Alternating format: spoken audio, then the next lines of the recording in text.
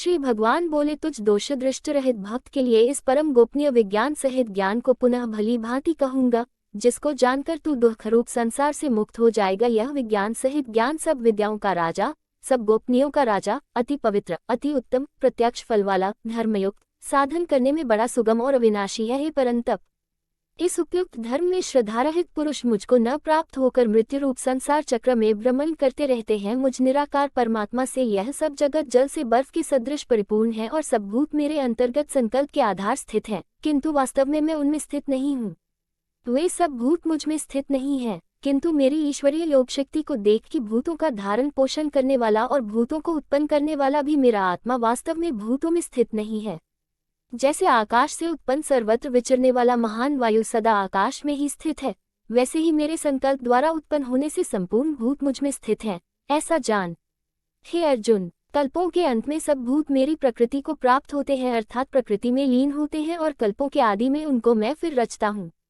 अपनी प्रकृति को अंगीकार करके स्वभाव के बल से परतंत्र हुए इस संपूर्ण भूत समुदाय को बार बार उनके कर्मों के अनुसार रचता हूँ। हे अर्जुन, उन कर्मों में आसक्त रहित और उदासीन के सदृश, जिसके संपूर्ण कार्य कर्तृत्व भाव के बिना अपने आप सत्ता मात्र ही होते हैं, उसका नाम उदासीन के सदृश है। स्थित मुझ परमात्मा को वे कर्म नहीं बांधते। हे अर्जुन, मुझ अधिष्ठाता के सकाश से प्रकृति चराचर सहित सर्व जगत रचती है, और इस हेतु से ही यह संसार चक्र घूम रहा है। मेरे परम भाव को गीता अध्याय 7 श्लोक 24 में देखना चाहिए। न जानने वाले मूल लोग मनुष्य का शरीर धारण करने वाले मुझ संपूर्ण भूतों के महान ईश्वर को तुच्छ समझते हैं, अर्थात अपनी योग माया से संसार के उद्धार के लिए मनुष्य रूप में विचरते हुए मुझ परमेश्वर को साधारण मनुष्य मानते हैं।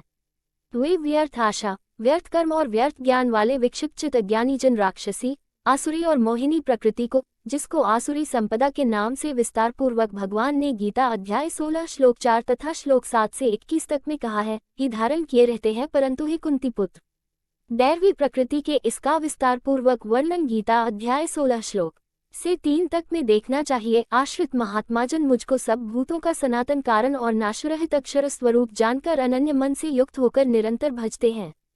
वे दृढ़ निश्चय वाले भक्तजन निरंतर मेरे नाम और गुणों का कीर्तन करते हुए तथा मेरी प्राप्ति के लिए यत्न करते हुए और मुझको बार बार प्रणाम करते हुए सदा मेरे ध्यान में युक्त होकर अनन्य प्रेम से मेरी उपासना करते हैं। दूसरे ज्ञानयोगी मुझ निर्गुण निराकार ब्रह्म का ज्ञान यज्ञ द्वारा अभिन्न भाव से पूजन करते हुए भी मेरी उपासना करते हैं, और दूसरे मनुष्य बहुत प्रकार से स्थित मुझ विराट स्वरूप परमेश्वर की पृथक भाव से उपासना करते हैं। क्रतु में हूँ, यज्ञ में हूँ, स्वधा में हूँ, औषधि में हूँ, मंत्र में हूँ, ऋत में हूँ, अग्नि में हूँ और हवन रूप क्रिया भी में ही हूँ। इस संपूर्ण जगत का धाता अर्थात धारण करने वाला एवं कर्मों के फल को देने वाला, पिता, माता, पितामह, जानने योग्य। गीता अध्याय 3 श्लोक 12 से 17 तक में देखना चाहिए। पवित्र ओंकार तथा ऋग्वेद, सामवेद और यजुर्वेद भी मैं ही हूँ।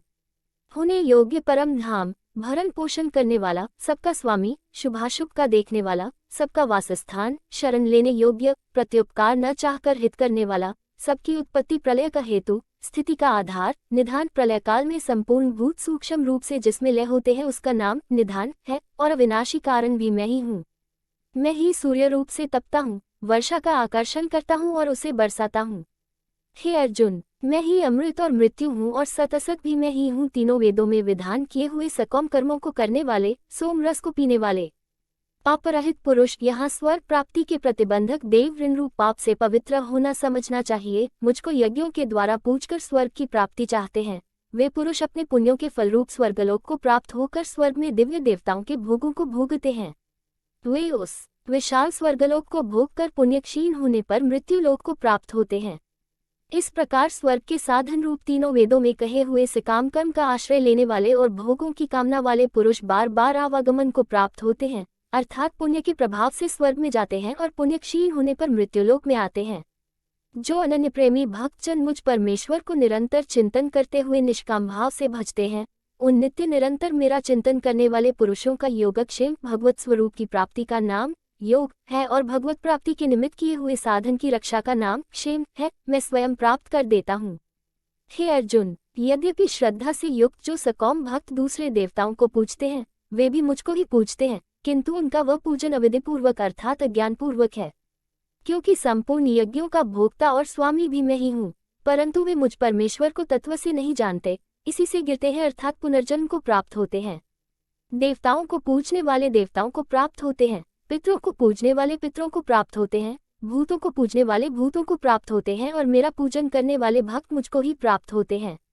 इसीलिए मेरे भक्तों का पुनर्जन्म नहीं होता। गीता अध्याय 8 श्लोक 16 में देखना चाहिए। जो कोई भक्त मेरे लिए प्रेम से पत्र, पुष्प, फल, जल आदि अर्पण करता है, उस शुद्ध बुद्धि निष्काम प्रेमी भक्त का प्रेम पूर्वक अर्पण किया हुआ वह पत्र पुष्पादि में से गुण रूप से प्रकट होकर प्रीति सहित खाता हूँ। हे अर्जुन, तू जो कर्म करता है, जो खाता है, जो हवन करता है, जो दान देता है और जो तप करता है, वह सब मेरे अर्पण कर।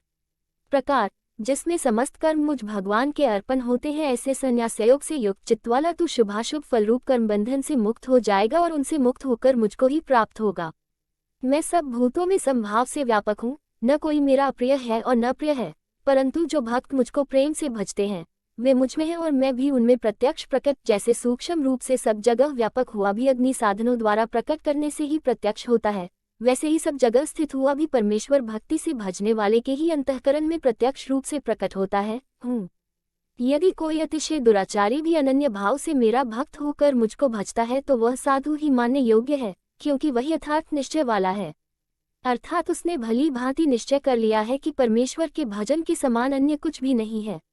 वह शीघ्र ही धर्मात्मा हो जाता है और सदा रहने वाली परम शांति को प्राप्त होता है। हे अर्जुन, तू निश्चयपूर्वक सत्य जान कि मेरा भक्त नष्ट नहीं होता। हे अर्जुन, स्त्री, वैश्य, शूद्र तथा पाप्योनी चांडालादि जो कोई भी हो, वे भी मेरे शरण होकर परमगति को ही प्राप्त होते हैं। फिर इसमें कहना ही क्या है। जो पुण्यशील ब्राह्मण था राजर्षि भक्तजन मेरी शरण होकर परम गति को प्राप्त होते हैं।